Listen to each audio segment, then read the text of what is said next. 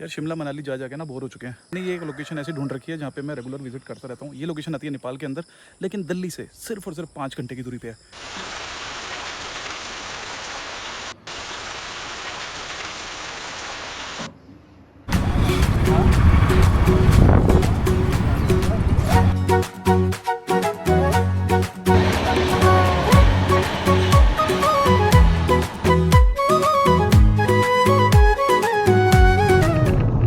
आजकल के लौंडे मुझे 500 रुपए में नींबू पानी पिलाना चाहते हैं।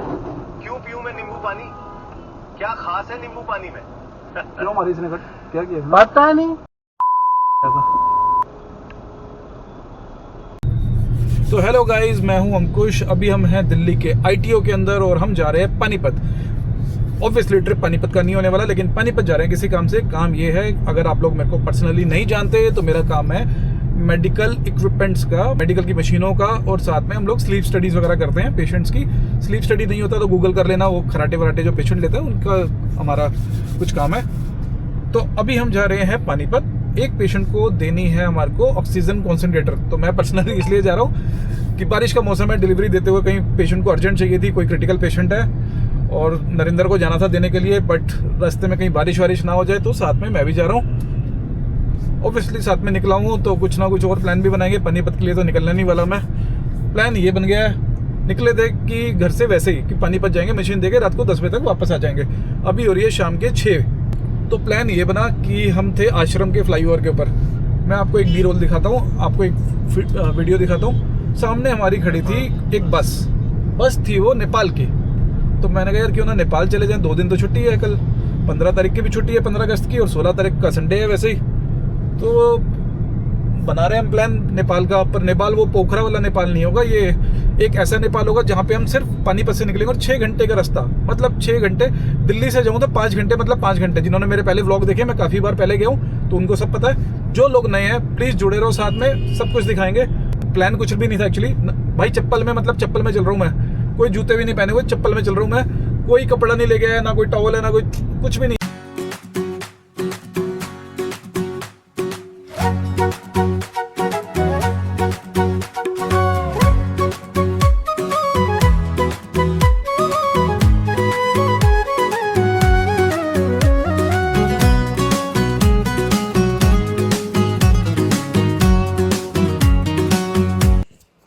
अब क्योंकि हम जा ही रहे थे तो सोचा क्यों ना चाचा जी को भी साथ में ही ले लें, वो भी साथ में घूम आएंगे। पर जैसे ही वो आए, प्रॉब्लम्स ऑटोमेटिकली स्टार्ट होनी शुरू हो गई। क्योंकि ये अनप्लान ट्रिप था और हमारी गाड़ी चार्ज नहीं थी, तो हमने लिया पहला चार्जिंग ब्रेक, और वहीं पर आ गई पहली प्रॉब्लम भी। तो मुरथल के पास 2-3 जगह गाड़ी चार्ज करने की कोशिश करी, लेकिन गाड़ी चार्ज नहीं हो रही थी। तो एंड में हमें समझ आया कि BMS के अंदर आ गया है एरर, और उसे दूर करने के लिए हमें चाहिए था एक 10 नंबर का पाना, जो कि हमारे पास नहीं था। 2 घंटे इधर उधर हाथ पैर मारने के बाद हम पहुंचे नीलकंठ स्टार होटल पर, और वहां पर हमने एक अरेंज किया प्लास, और उससे अपने नेगेटिव टर्मिनल को हटाया 10 मिनट के लिए और एरर को सोल्व किया, और फाइनली हमारी गाड़ी चार्जिंग होनी शुरू हुई।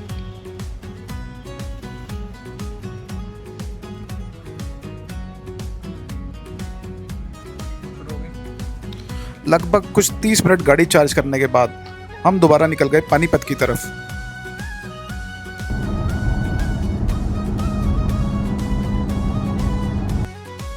और फाइनली रात को 11:30 बजे हम पहुंचे पानीपत मशीन डिलीवर करने के लिए। और जब तक नरेंद्र डिलीवरी करके वापस आया, तब तक 45 से 50 मिनट और बीत चुके थे।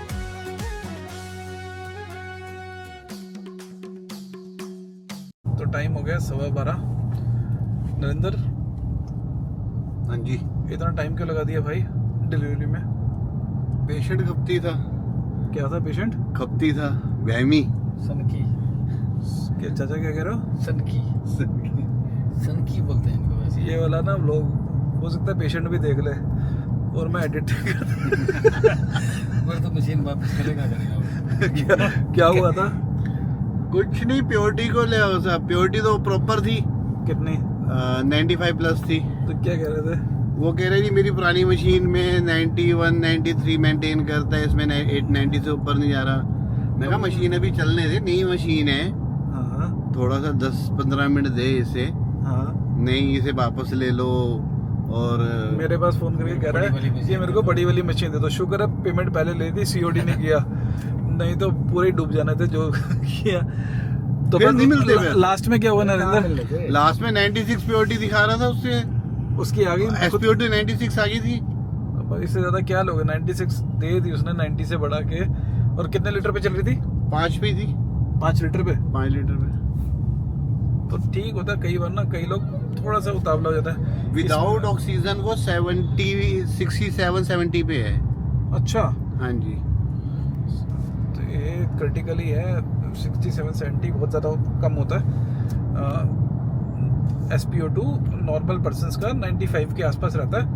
अगर 70 से लेके 96 तक पहुंचा दिया उसने, हाँ जी। तो फिर क्या ही लोग हैं फिर इसके बाद। ये तो हॉस्पिटल वाले नहीं कर पाते। क्या फाइनल रिमार्क दे दो, अब हम कहाँ जा रहे हैं? फाइनल हम जा रहे हैं नेपाल बाया वनवासा बॉर्डर।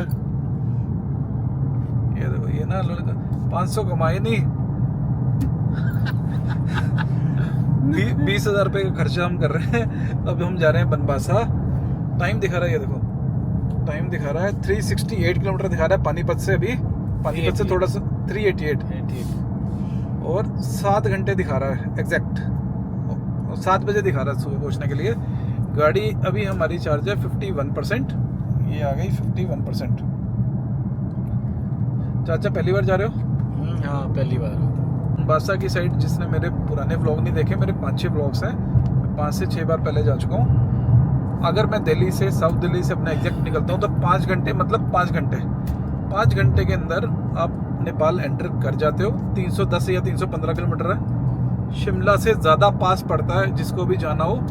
और ठीक लोकेशन है, मैं पहुँच जाऊँगा तो आपको दिखाता हूँ कि ठीक ठाक लोकेशन है, मज़ा आता है। फूड थोड़ा सा चेंज हो जाता है, थोड़ा सा लैंडस्केप चेंज हो जाता है, बाकी चीज़ें चेंज होती है और फील आता है कि हाँ यार इंडिया से बाहर निकल गए कहीं। तो कुछ चीज़ें अच्छी हैं, तो चलते हैं और इन्जॉय करेंगे।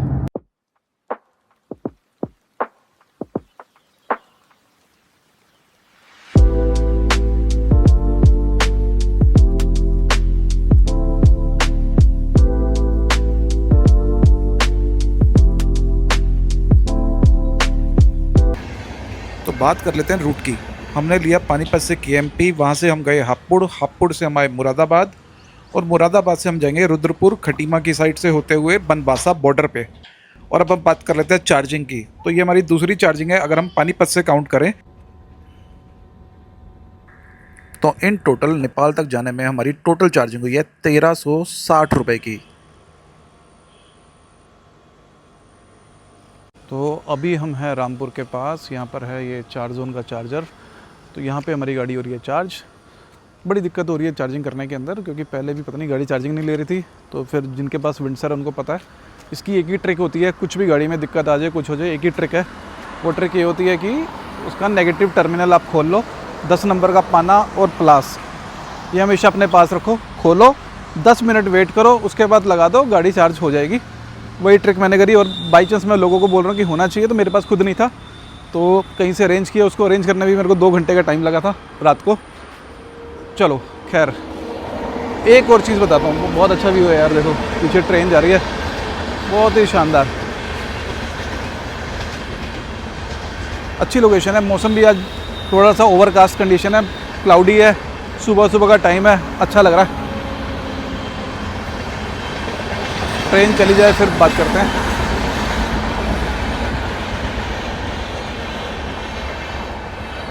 अच्छा, तो मैं कह रहा था कि एक चीज़ शायद आप लोगों को, किसी को, काफ़ी लोगों को पता होगी, काफ़ी लोगों को नहीं भी पता होगी। जैसे इंडिया के अंदर ना वीकेंड होता है सैटरडे संडे का, नेपाल के अंदर, और जैसे इंडिया में छुट्टी होती है ना, यूजुअली सैटरडे संडे, संडे की छुट्टी होती है, नेपाल के अंदर सैटरडे की छुट्टी होती है।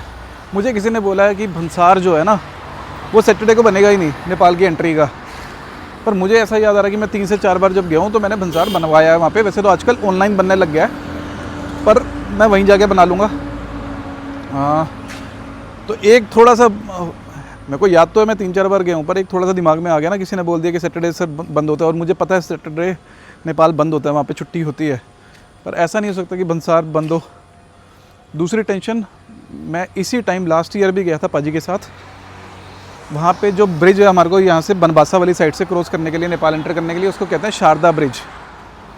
उस डैम उसके अंदर आ जाता है पानी। जब उसके अंदर पानी भर जाता है तो वो एंट्रियाँ रोक देते हैं। पिछली बार भी एंट्रियाँ रोक दी थी, याद हो किसी को, अगर किसी ने पिछले साल वाली व्लॉग देखी हो।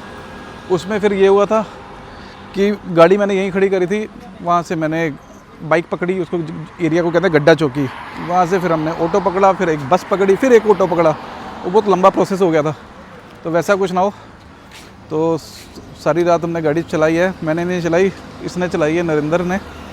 आजकल हमारे को टूर पे कोई ना कोई ऐसा टकर ही जाता है। नॉर्थ ईस्ट के टूर पे हमारे को अक्षांश टकर गया था, उसने गाड़ी चला ली। गोवा वाले टूर पे रचित मिल गया था, यहाँ पे नरेंद्र है। और इससे पहले भी प्रगट होता था साथ में, कभी गोवा गए हैं जब प्रगट चला लिया करता था।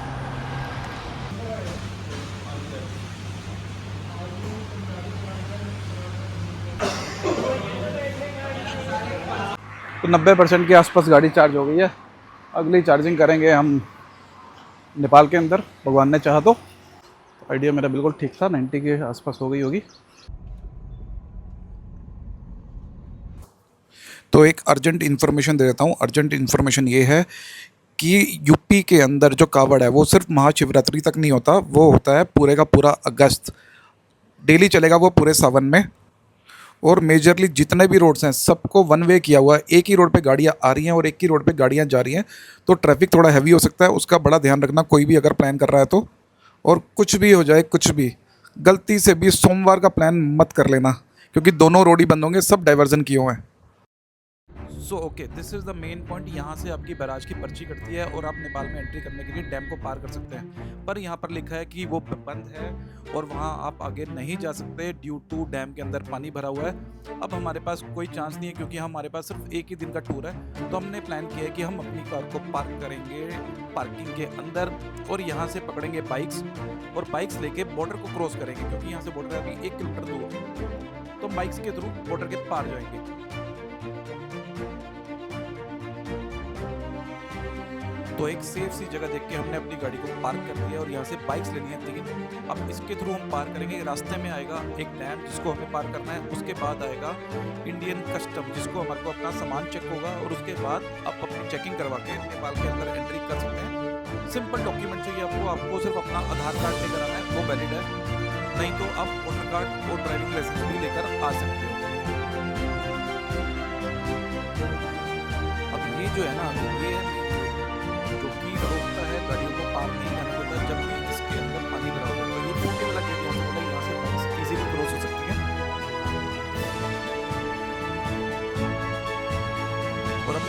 और अब मैं आपको वो रास्ता दिखा रहा हूँ जहाँ से आप नेपाल में एंट्री करते हैं। ये जो सामने ब्रिज दिख रहा है, इस छोटे से पुल के ऊपर से आप नेपाल में एंट्री करते हो और नीचे आपको जो डैम दिख रहा है उसमें देख सकते हो आप कितना ज़्यादा पानी भरा हुआ है।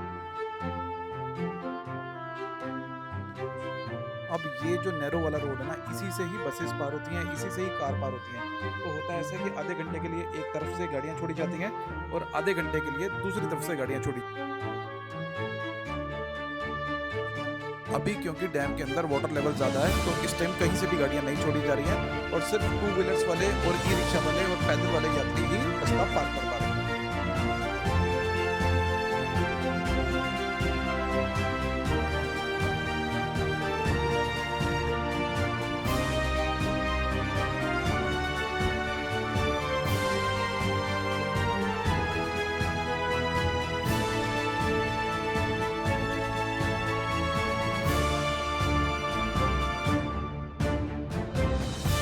यहाँ पर हमें अपनी बाइक से उतरना पड़ेगा, अपने डॉक्यूमेंट्स चेक कराने पड़ेंगे, हमें अपने बैग्स चेक कराने होंगे और उसके बाद हम इन दोबारा बाइक्स पे बैठ के थोड़ा सा आगे जाएंगे और उस जगह को कहते हैं गड्ढा चौकी, जो कि नेपाल के अंदर पड़ती है।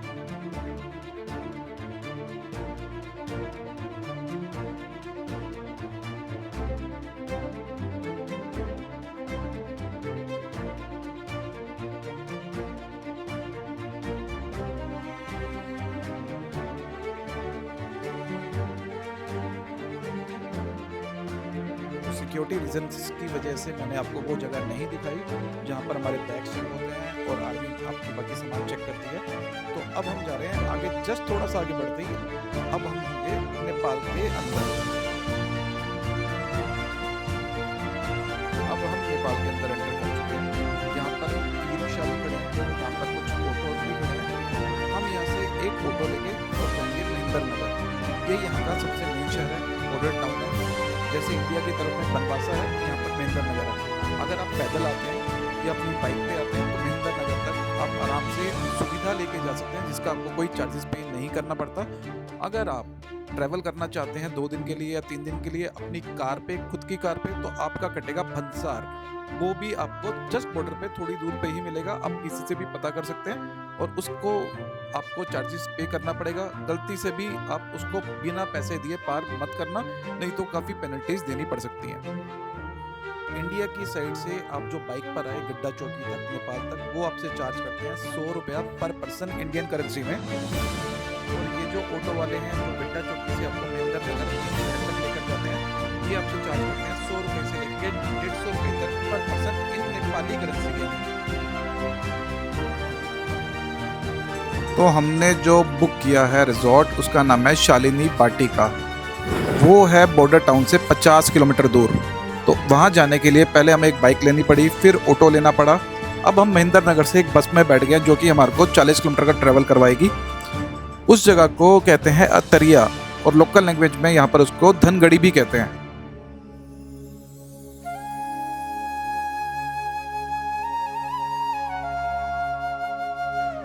वैसे इस बस में ट्रैवल भी कोई हरासमेंट से कम नहीं था, क्योंकि इतनी गर्मी में ये बार बार बस रोक के 15 मिनट के लिए गायब हो जाता था। धनगढ़ी पर बस से उतर के हमने फिर एक और बार ऑटो पकड़ा। अब हमें जाना है गोदावरी। गोदावरी वो जगह है जहाँ पर ये रिजॉर्ट है। ये लगभग 7 से 8 किलोमीटर दूर है और पहाड़ी रास्ते पे है।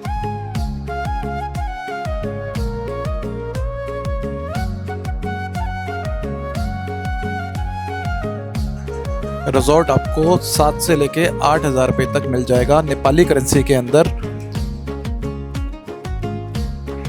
With free breakfast.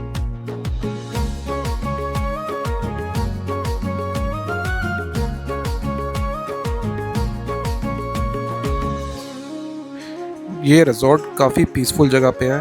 अंदर ही आपको काफ़ी सारी फैसिलिटीज़ मिल जाएंगी। आपको किड्स का प्लेइंग एरिया मिल जाएगा, आपको यहाँ पे पूल मिल जाएगा, अंदर ही आपको रेस्टोरेंट और बार की फैसिलिटी भी मिल जाएगी। स्पेशली बारिशों के अंदर ये लोकेशन काफ़ी प्यारी लगती है, लेकिन प्रॉब्लम उसके साथ ये आती है कि डैम के अंदर पानी भर जाता है और आपको आपकी गाड़ी वहीं छोड़नी पड़ती है इंडियन साइड पर। रूम्स काफ़ी स्पेशियस हैं और आप यहाँ इजीली अपनी फैमिली और फ्रेंड्स के साथ अपना टाइम स्पेंड कर सकते हैं।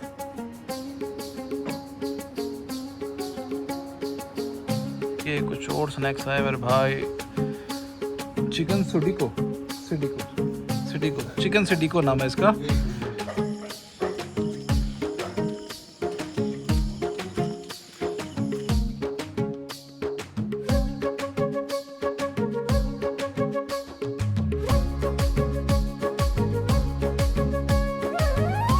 क्योंकि ये हमारा था बिल्कुल अनप्लान ट्रिप। हम लोग निकले थे दिल्ली से पानीपत के लिए और हम आ गए नेपाल घूमते घूमते। हमारे पास ना कोई एक्स्ट्रा क्लोथ्स थे ना कुछ, इवन मैं तो चप्पल के अंदर यहाँ तक पहुँच गया हूँ। एक ही दिन का ट्रिप था क्योंकि 15 अगस्त थी और 16 अगस्त को संडे था।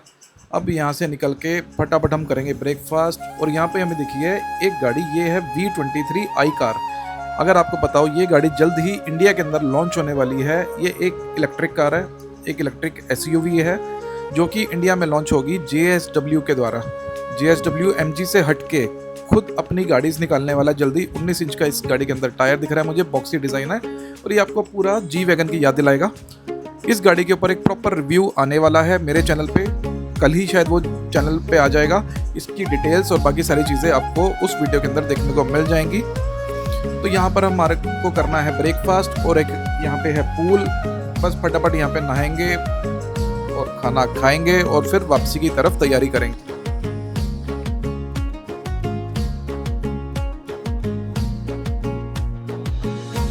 इसी रिजॉर्ट के अंदर आपको एक बहुत बड़ा मतलब बहुत बड़ा एक ठीक ठाक साइज का स्विमिंग पूल देखने को मिल जाएगा। ये इन एक्चुअल में 2 पार्ट्स में बना है, एक पार्ट में बच्चों के लिए और एक पार्ट में एडल्ट्स के लिए। तो काफ़ी अच्छा व्यू है यहाँ पर, बादल बार बार आते हैं, पहाड़ों को घेर लेते हैं। आप फोरा चेंज, अभी तक शिमला जा रहे थे, अभी तक मनाली जा रहे थे, तो फोरा चेंज यहाँ पर आ सकते हैं, फैमिली के साथ आ सकते हैं।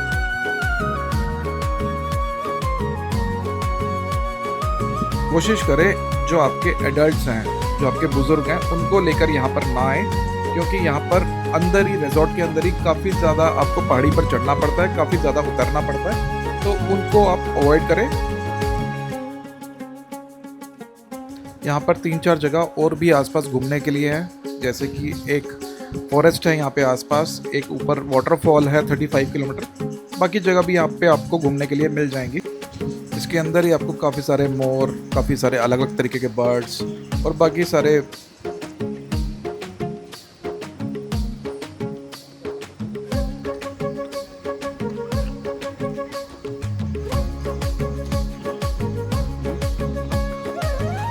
और पेट्स भी देखने को मिल जाएंगे।